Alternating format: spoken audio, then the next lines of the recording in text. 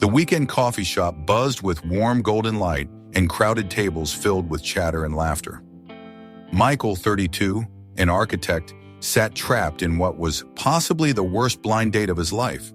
The woman across from him hadn't looked up from her phone once, responding to his attempts at conversation with bored uh-huhs. He was desperately searching for an escape when Rachel, 28, a single mother working as a waitress, approached with her serving tray and whispered with a conspiratorial smile, "Excuse me, would you like to switch tables? I have a rescue plan." Michael Chen had always been methodical about everything in his life. His architectural drawings were precise, his apartment was organized, and his relationships had been carefully planned. At 32, he was successful, stable, and according to his best friend Dave, desperately in need of spontaneity. That's how he'd ended up agreeing to this blind date in the first place. "She's perfect for you," Dave had insisted. "Jessica works in marketing. She's ambitious. She drives a nice car. You'll love her." But sitting across from Jessica in the cozy corner coffee shop, Michael was beginning to understand the difference between what looked good on paper and what actually worked in real life. Jessica had arrived 15 minutes late, sat down without apologizing, and immediately started scrolling through her phone. When Michael asked about her work, she gave one-word answers. When he mentioned a new building project he was excited about, she yawned visibly. "So, do you like architecture?" Michael tried desperately. "It's fine," Jessica replied without looking up from her Instagram feed. "Buildings are buildings, right?" Michael felt his enthusiasm deflating like a punctured balloon. This wasn't just awkward, it was painful. But he'd been raised to be polite, so he sat there making increasingly desperate attempts at conversation, while Jessica continued treating him like an inconvenience she had to endure. That's when he noticed the waitress. Rachel Martinez had been working at Sunrise Café for 6 months, ever since her divorce had forced her to figure out how to support herself and her 6-year-old son Ethan. The job wasn't glamorous, but it paid the bills and allowed her the flexibility to pick Ethan up from school and help him with homework in the cafe's quiet corner booth. At 28, Rachel had developed a keen ability to read people's emotions, a skill born from years of navigating a difficult marriage and the challenges of single motherhood. She could spot a customer's mood from across the room, the businessman stressed about a presentation, the college student overwhelmed by exams, the elderly woman who just needed someone to smile at her. And right now she could see a young man at table 7 who looked like he was being slowly tortured. Rachel had been watching the awkward interaction for 20 minutes, feeling increasingly sorry for the guy. He was clearly trying his best to engage his date, who seemed more interested in her phone than in basic human courtesy. Rachel had served enough first dates to recognize the signs of a complete disaster. During her break, Rachel approached their table with a professional smile. "Excuse me," she said quietly to Michael. "I'm so sorry to interrupt, but there's been a small issue with the coffee machine near your table. Would you mind if I moved you to that booth by the window? It's much quieter there." It was complete nonsense. There was no problem with any coffee machine. But Rachel delivered the lie with such sincere concern that even Jessica looked up from her phone. Michael caught Rachel's eye and saw something there. A warmth and understanding that he hadn't felt from anyone in a long time. "That would be great," he said quickly. "Actually, I think I should probably get going anyway." "This has been nice, Jessica." Jessica shrugged. "Whatever. I have plans tonight anyway."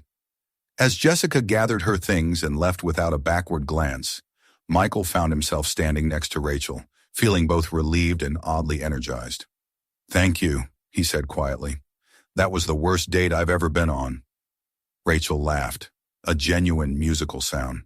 "I could tell. I've been a waitress long enough to recognize a rescue situation when I see one." Michael looked at her more carefully. She had kind eyes, an easy smile, and something about her presence made him feel immediately more relaxed than he had in hours. "I'm Michael," he said, extending his hand. "Rachel," she replied, shaking it. "And you're officially free to go enjoy the rest of your evening."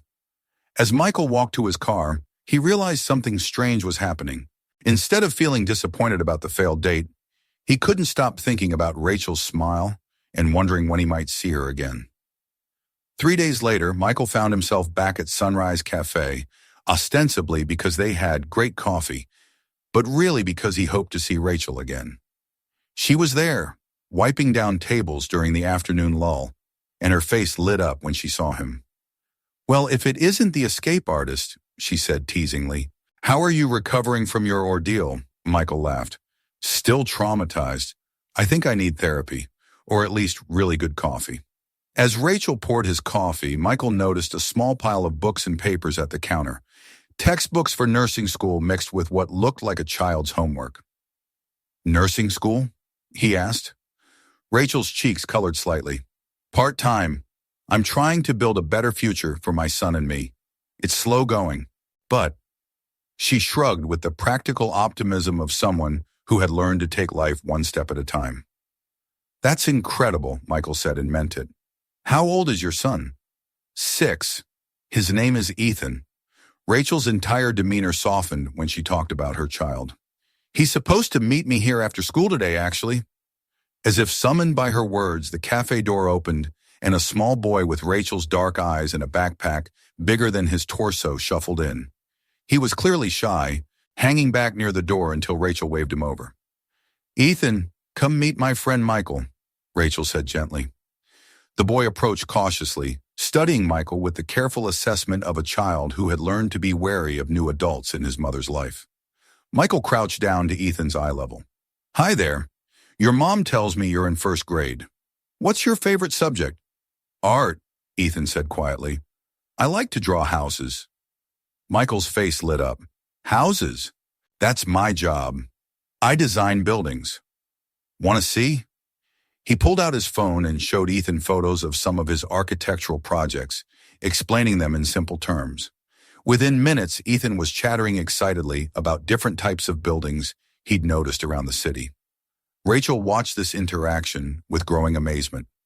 Most people either ignored Ethan completely or talked to him like he was a pet rather than a person.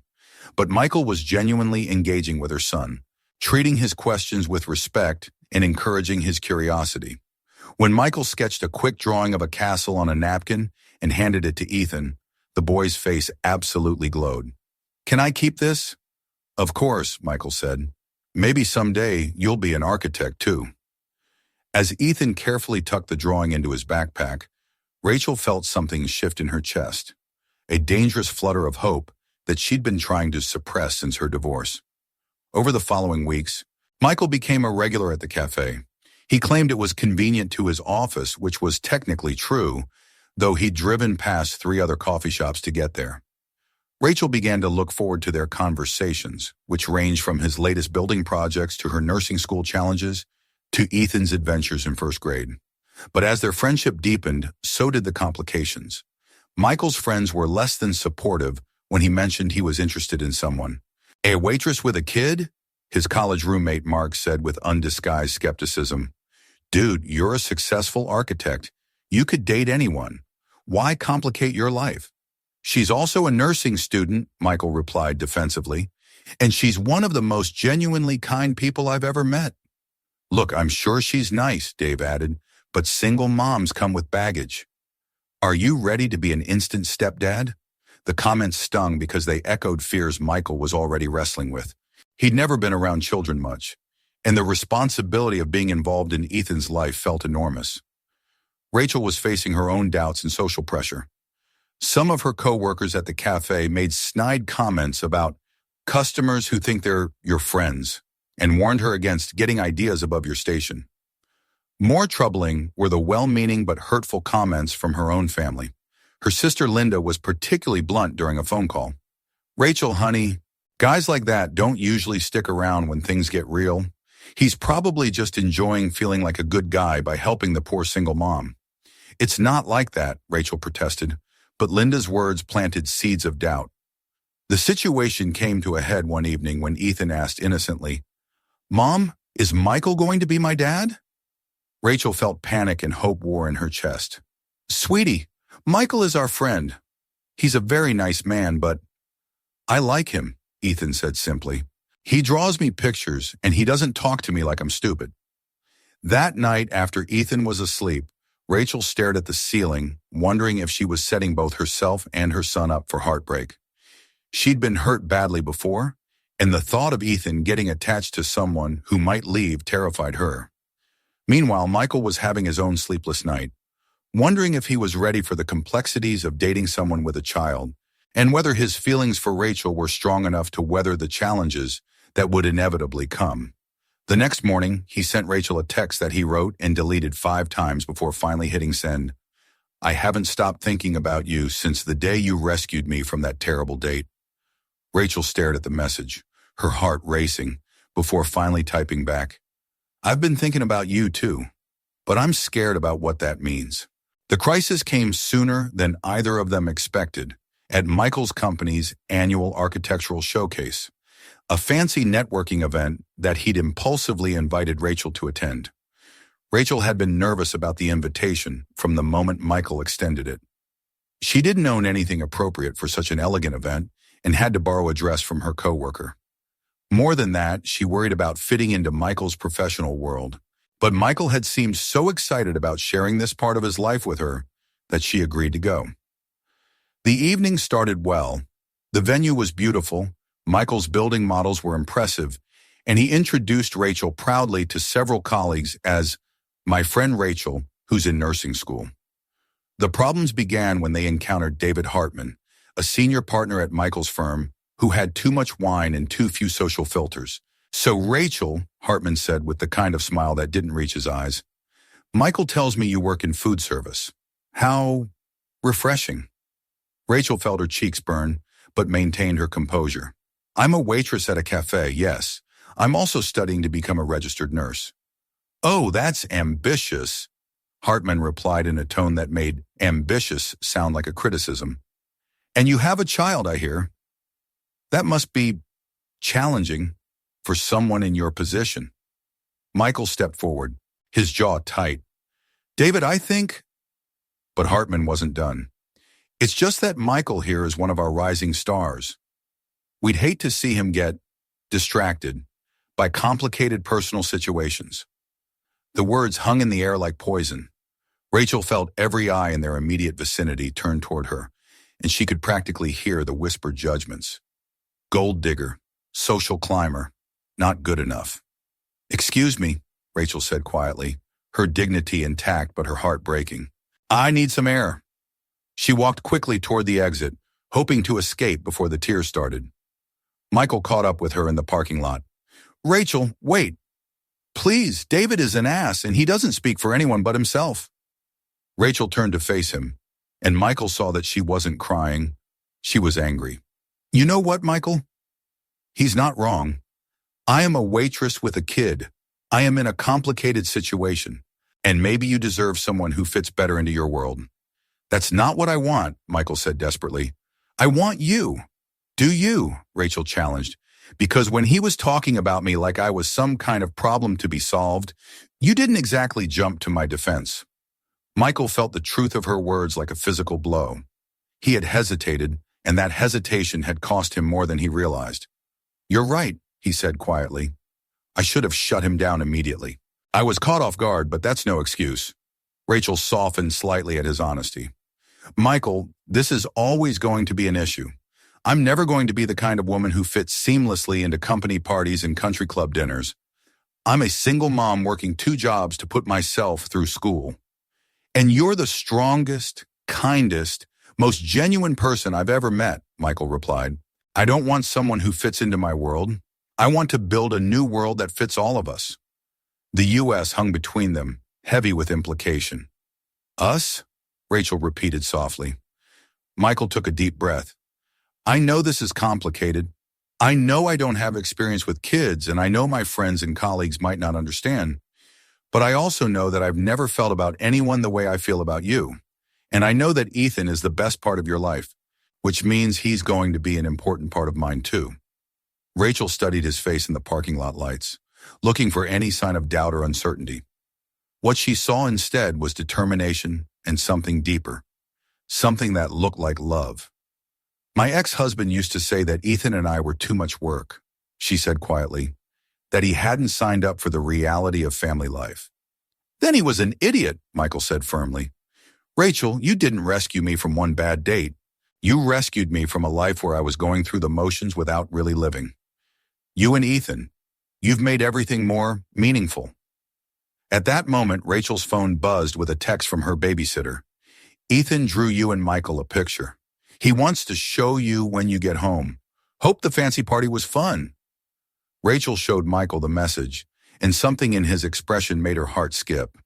"He drew us together?" Michael asked. "He's been doing that a lot lately," Rachel admitted. "Pictures of the three of us doing things together. Going to the park, having dinner, reading books." Michael was quiet for a long moment. Then he said, "Rachel, I have something to tell you. I've been looking at houses. Houses? Family houses, with yards and good school districts. I told myself it was just for investment purposes, but..." He paused, looking almost embarrassed. "I think I've been imagining what it would be like if we were a real family." Rachel felt tears starting to form, but this time they were tears of hope rather than hurt. "Michael, are you sure? Because if we do this, there's no casual dating. Ethan gets attached to people. If you're going to be in our lives, you have to be all in." Michael stepped closer to her, taking her hands in his. "I've never been more sure of anything. I love you, Rachel. I love your strength, your kindness, your dedication to Ethan. I love how you make coffee taste better and how you can diffuse any awkward situation with a smile. I even love how you can make a 6-year-old feel like the most important person in the room." He paused, then added, "And I love Ethan too. I love his curiosity and his drawings and the way he looks at the world like it's full of possibilities. I want to be part of that world." Rachel couldn't speak for a moment. When she finally found her voice, it was shaky with emotion. "I love you too," she whispered. "I have almost since that first day. But I was so scared of hoping for something that seemed too good to be true." Michael pulled her into his arms, and as they kissed in the parking lot under the stars, Rachel finally allowed herself to believe that maybe, just maybe, fairy tales could happen to ordinary people too. The weeks following their breakthrough in the parking lot transformed Michael's understanding of what family could look like. Instead of the structured, predictable life he'd always lived, he found himself embracing beautiful chaos. His mornings now often included helping Ethan find his missing homework or his favorite toy dinosaur. His evenings were spent at kitchen tables, covered with crayons and nursing textbooks, helping with first-grade math problems while Rachel studied for her anatomy exam. The change in Michael was noticeable to everyone around him. His colleagues commented that he seemed more relaxed, more creative in his designs. His assistant mentioned that he smiled more and seemed less stressed about deadlines. "You know," his friend Dave said one afternoon over lunch, "I owe you an apology. I was wrong about Rachel. Anyone can see how happy you are now." Michael had been gradually introducing Rachel and Ethan to more aspects of his life. They attended his nephew's birthday party, where Ethan charmed Michael's family with his earnest questions about everything from why grown-ups drank coffee to whether architects ever built houses for dinosaurs. Michael's mother, who had initially been politely skeptical about her son dating a single mother, was completely won over when Ethan presented her with a carefully colored drawing of her house, but with a tower like a castle, because grandmas should live in castles. "That little boy has the biggest heart," she told Michael later, "and Rachel raised him beautifully. You'd be lucky to join that family." Rachel, meanwhile, was navigating her own acceptance of this new reality. Watching Michael patiently teach Ethan to throw a football, or seeing him fall asleep on the couch with a 6-year-old curled up next to him, she began to believe that maybe they really could build something lasting together. The moment that crystallized everything happened on a random Tuesday evening. Rachel had been sick with a stomach bug, and Michael had insisted on taking care of both her and Ethan. She woke up from a nap to find Michael and Ethan in the kitchen, flour covering every surface, attempting to make her chicken soup from scratch. "We wanted to take care of you like you take care of us," Ethan explained seriously, his small face streaked with flour. Michael looked embarrassed but proud. "It might not be very good. Turns out cooking is harder than architectural design." But as Rachel tasted the slightly lumpy but genuinely delicious soup made with love by her two favorite people, she realized that this was what she'd been searching for her entire life. Not perfection, but presence. Not someone who fit into her existing life, but someone who helped her build a better one. The cafe where they'd first met became a sort of second home for their makeshift family. Rachel's co-workers now greeted Michael and Ethan like family, and the owner had designated their usual booth with a small placard reading, "Reserved for the Rescue Squad," an inside joke about how their relationship had started. Other customers began to recognize them as regulars, and Rachel overheard more than one person comment on how sweet it was to see that nice family doing homework together, or Michael patiently answering Ethan's endless questions about buildings and engineering. One evening, as they sat in their usual booth with Ethan coloring while Rachel studied and Michael worked on blueprints, Rachel looked up to find him watching her with an expression of pure contentment. "What?" she asked. "Nothing," Michael replied. "I just never imagined that happiness could be this ordinary and this extraordinary at the same time." Rachel reached across the table and took his hand. "I know exactly what you mean." Outside, the city bustled with its usual chaos, but inside their little corner of the cafe, three people who had found each other in the most unexpected way continued building their life together, one ordinary, extraordinary day at a time. 1 year after the rescue that started it all, Michael was back at Sunrise Café, but this time he was the one with a plan. He'd spent weeks preparing, coordinating with Rachel's co-workers, making sure Ethan was in on the surprise, and somehow managing to keep the secret despite his growing nervousness. Rachel arrived for what she thought was just another ordinary Tuesday evening. Homework time with Ethan, while Michael worked on his latest project. But when she walked into the cafe, she found something extraordinary waiting for her. Every table was decorated with hand-drawn pictures, Ethan's artwork depicting their life together over the past year. There were drawings of their first meeting, their visits to the park, quiet evenings doing homework, and Michael teaching Ethan to ride a bike. At the center of it all was their usual booth, where Michael sat nervously holding a small velvet box. "What is this?" Rachel asked, her voice catching as she took in the scene. Ethan ran up to her, practically bouncing with excitement. "Mom, Michael has something important to ask you. I helped plan it." Michael stood up, his hands trembling slightly. "Rachel, a year ago you saved me from the worst date of my life. But what I didn't realize then was that you were saving me from a lot more than just an awkward evening." He gestured to the artwork surrounding them. "You saved me from a life where I was just going through the motions. You taught me what it means to be part of a real family. You showed me that love isn't about finding someone perfect. It's about finding someone who makes you want to be the best version of yourself." Rachel's eyes filled with tears as Michael dropped to one knee. "You and Ethan have made my life complete in ways I never knew it was incomplete. Rachel Martinez, will you marry me? Will you let me officially be part of this incredible